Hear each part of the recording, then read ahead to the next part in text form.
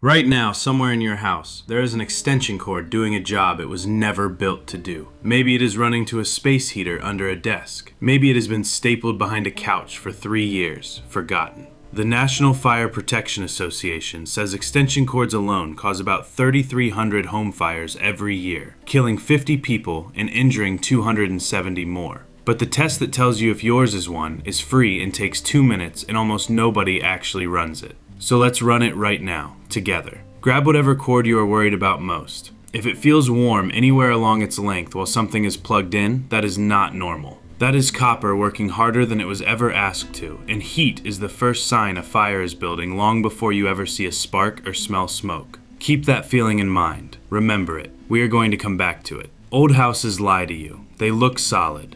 The plaster is intact. The outlets look fine. The lights turn on when you flip the switch, but behind that wall could be wiring installed for a completely different world.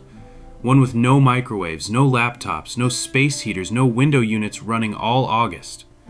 A house wired in the 1940s was built to run a radio and a couple of lamps. You are now asking it to run a house full of chargers, streaming boxes, and a coffee maker that pulls more current than an entire room used to need. That wiring never agreed to this job, and nobody ever asked it. Start with the panel, because that is where most of these stories actually begin. Open the door, look at the brand stamped on the breakers. If you see the name Federal Pacific or Zinsco, stop and pay real attention, because both companies have a documented history of breakers that fail to trip during an overload, which is the exact moment they exist to save your house. That is not an old wives' tale passed around by contractors trying to sell you a panel upgrade. It is the reason entire home inspection reports flag those two names on site. If a breaker in your panel trips constantly, that is not just annoying. That is the panel telling you a circuit is being asked to carry more than it can handle. And every time you reset it without asking why, you are ignoring a warning built directly into the equipment. Read the name. Check it tonight. Now walk your outlets room by room. Push a tester into any outlet near water. A kitchen counter, a bathroom, a garage, anything outside. Look for a small button in the middle of the outlet. That is a GFCI, a ground fault circuit interrupter, and its entire purpose is to cut power in a fraction of a second the moment current starts leaking somewhere it should not, like through a person standing in a wet bathroom holding a hairdryer. Homes built before the late 1970s often have none installed anywhere. If yours is one of them, this is the single cheapest safety upgrade you can make this month. An electrician can usually add one in under an hour, and it is one of the rare fixes where the price and the protection are wildly out of proportion, in your favor. Cheap fix, real protection. Here is where it gets uncomfortable. If your house still has knob and tube wiring, ceramic knobs holding bare conductors through open wall cavities, or aluminum branch wiring from the late 1960s and 1970s, you are not dealing with an inconvenience. You are dealing with materials that were phased out of the electrical code for a reason, not because of fashion, but because of failure data. Aluminum wiring expands and contracts at a different rate than the copper devices and outlets it connects to. Over years, that mismatch loosens the connection, and a loose connection under load does not just sit there quietly, it starts to arc, invisibly, inside a wall you will never think to open. Knob and tube wiring has no ground conductor at all, and its rubber insulation is often more than 80 years old, brittle enough to crack the moment a renovation crew brushes against it. Insurance companies know exactly what this means. Some will not write a homeowner's policy at all on a house with active knob and tube until it has been replaced. And that is not an insurance company being cautious for no reason. That is an actuarial table built on decades of claims. You can actually check for aluminum wiring yourself, without opening a single wall. Pull the cover off a switch or outlet and look at the wire itself. Copper is reddish gold. Aluminum is dull silver, closer to the color of pencil lead than a penny. If you see silver wire and your house was built or rewired sometime in that late 1960s to mid-1970s window, that is not a coincidence you can explain away. That was the exact stretch of years aluminum wiring was cheap and common, right before insurers and electricians figured out what it was quietly doing to connections over time. Silver wire, old house, pay attention. While you are at the panel, look for a second kind of breaker, one marked AFCI, an arc fault circuit interrupter. A regular breaker only trips when current spikes past a certain number, which is great for a dead short, but useless for a slow, sputtering arc inside a wall. The exact failure mode aluminum wiring and old insulation produce. An AFCI breaker listens for that specific electrical signature and cuts power before it turns into a fire. And since 2002, the electrical code has required them in more and more rooms of new construction.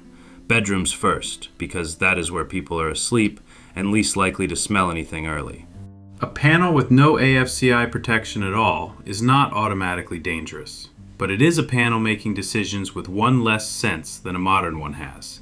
And in a house with any of the older wiring types we just talked about, that missing sense matters more, not less.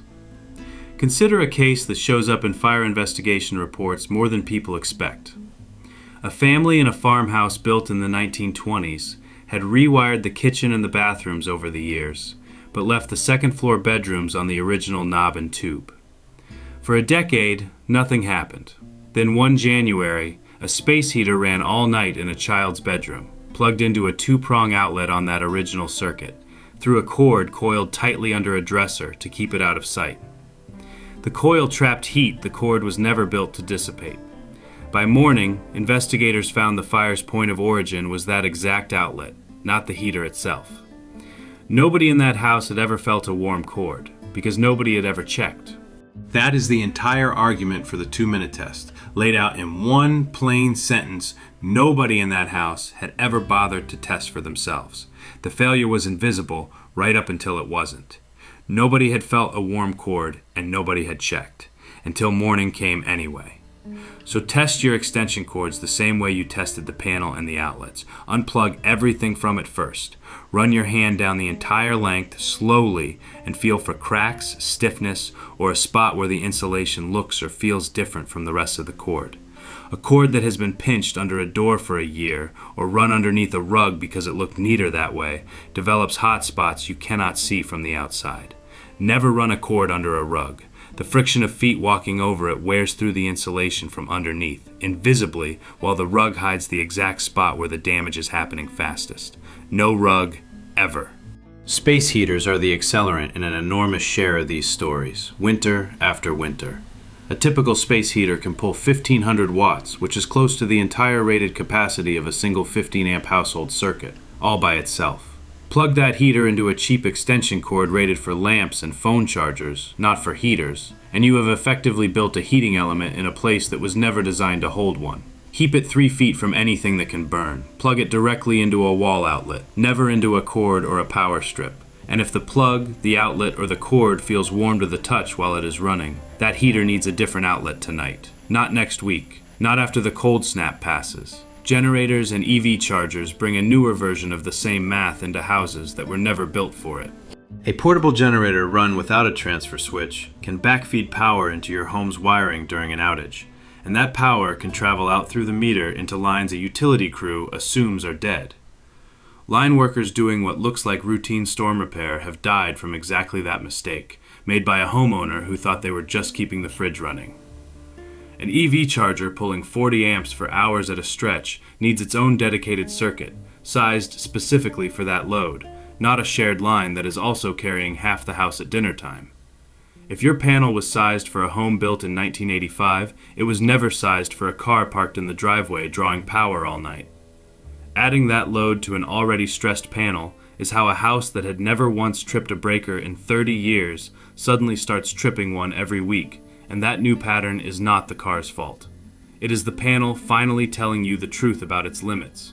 A portable generator has its own quieter hazard too, separate from backfeeding. Running one in a garage with the door cracked open, because it is raining and you don't want it exposed, produces carbon monoxide fast enough to be lethal before anyone smells anything at all, since carbon monoxide has no smell to begin with. Generators belong outside, well away from windows and doors every single time, no exceptions for weather. Holiday lighting deserves its own warning, mostly because it is seasonal and everyone forgets the rules by the time December rolls back around. Outdoor lights need outdoor-rated cords and GFCI protection. Full stop, no exceptions for it's only up for a month. Indoor mini lights strung end-to-end past the manufacturer's stated limit, usually around 3 sets connected together, quietly turn a decorative string into an overloaded circuit disguised as a Christmas tree.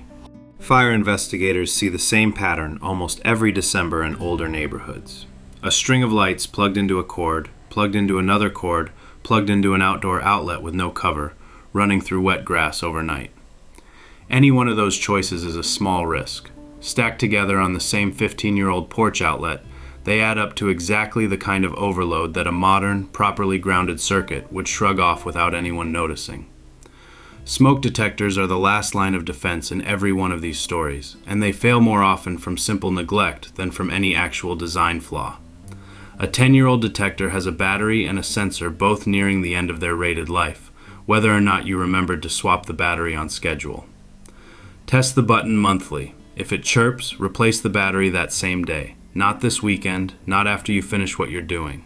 And check the manufacture date printed on the back of the unit itself, not just when you think you installed it, because a detector that came with the house when you bought it could already be a decade past its own expiration before you ever heard it chirp once. There is a reason all of this matters more than a checklist you skim once and forget. Fire departments still respond, every single winter, to fatal house fires that started in exactly these places. An aging panel nobody had inspected in decades, an extension cord stapled behind furniture, a space heater plugged into the wrong outlet on the coldest night of the year. And in an uncomfortable number of these cases, afterward, a neighbor or a family member says the same thing.